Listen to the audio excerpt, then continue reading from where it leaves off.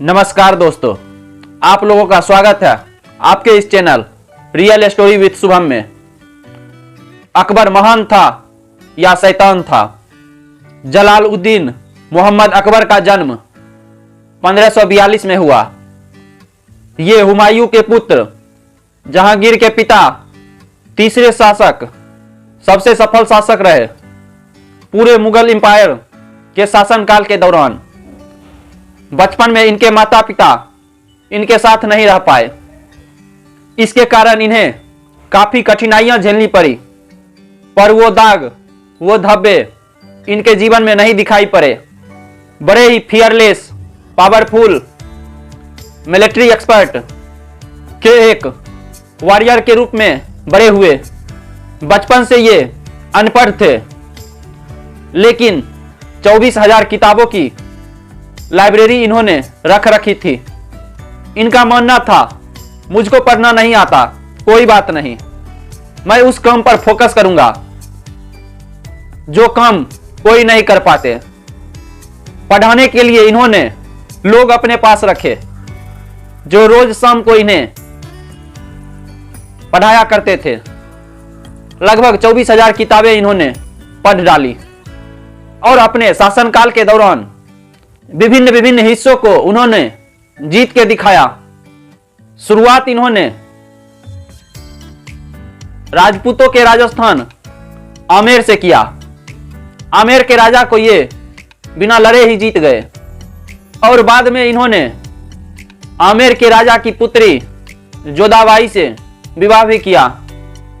आमेर जीतने के बाद इनकी पूरी नजर राजस्थान और गुजरात पर थी, क्योंकि वो समुद्र से व्यापार के मार्ग को बिल्ड करता था, इंपोर्ट और एक्सपोर्ट में।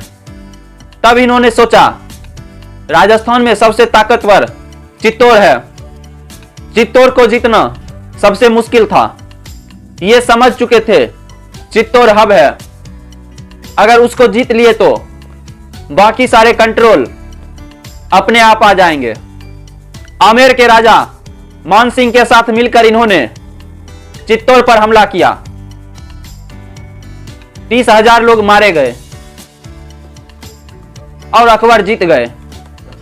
चित्तौड़ के राजा रणथंभौर सरेंडर कर दिए। जैसलमेर के राजा जल्दी हार गए, जिस वजह से उन्हें भी सरेंडर करना पड़ा। इस तरह सारे राजपूत इनसे जुड़ते चले गए। जो भी इनसे हारता उन्हें ये अपने परिवार का हिस्सा बना लेते, उनकी रियासत उनको वापस कर देते। बोलते थे, मैं तुम्हें फ्रीडम दूंगा, लेकिन तुम्हें टैक्स देना पड़ेगा, तुम अपनी रियासत वापस से चलाओ। इससे लोगों में विश्वास बढ़ा। अकबर बहुत ही मास्टरमाइंड थे। इन्होंने राजपूत को राजपूत से लड़ाना शुरू कर दिया।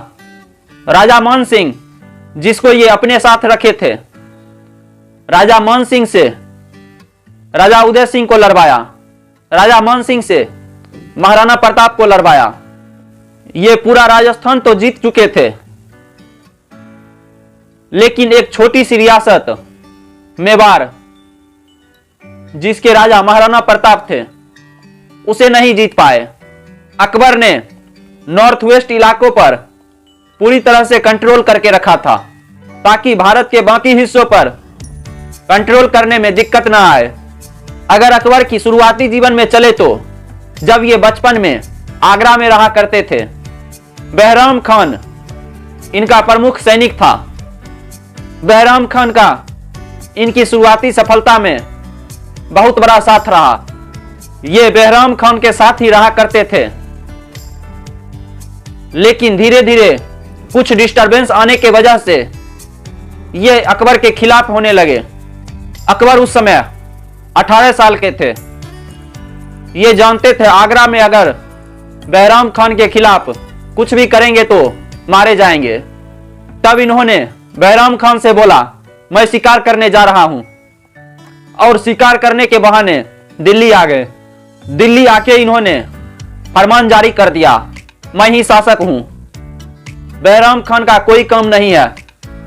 बहराम खान ने जैसे ही युद्ध करने की तैयारी किया, अकबर ने उसे दबा दिया। इससे इनकी डिसीजन मेकिंग का पता चल जाता है। इनकी आदतें थी अपने शत्रु को माफ करके मित्र बना लेते थे।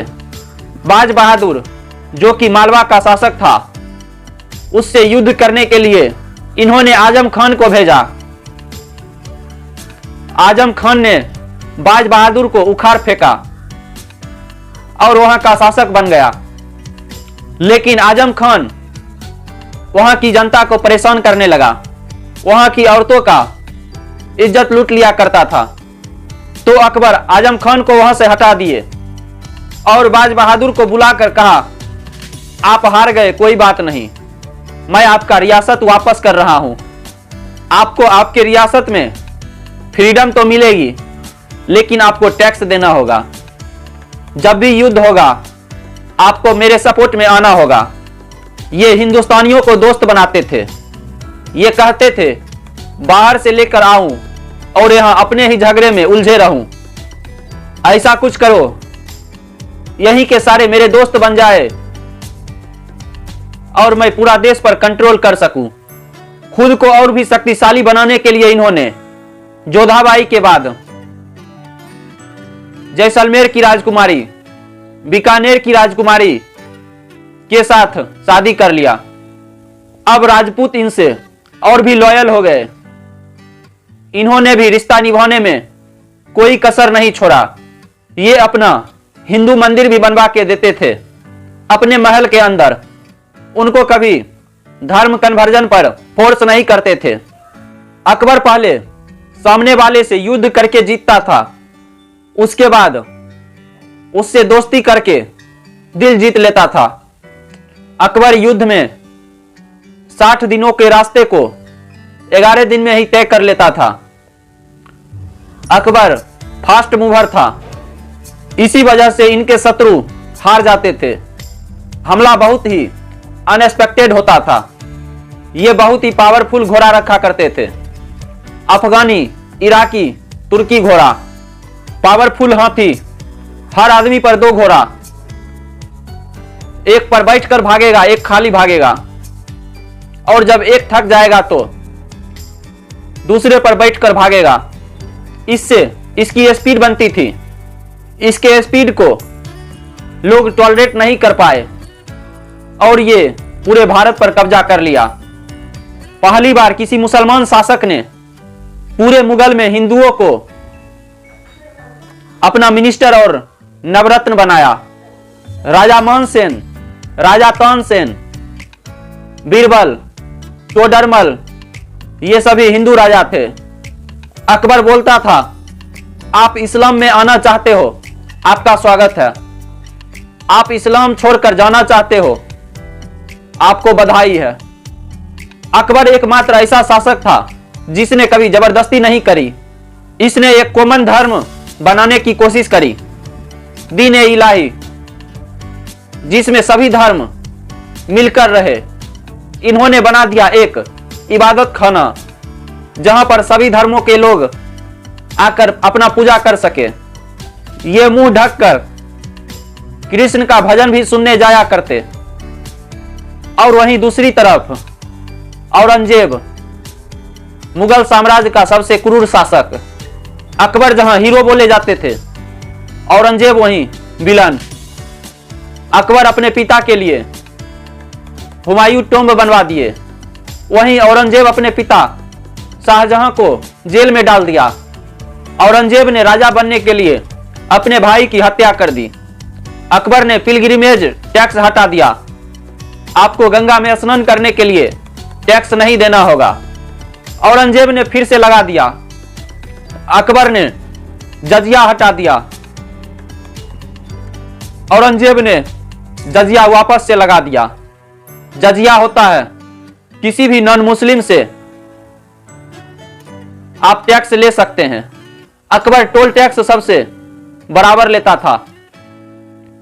औरंगजेब ने बोला, अगर आप मुस्लिम हैं तो 2.5% और वहीं हिंदू हैं तो 5% देना होगा।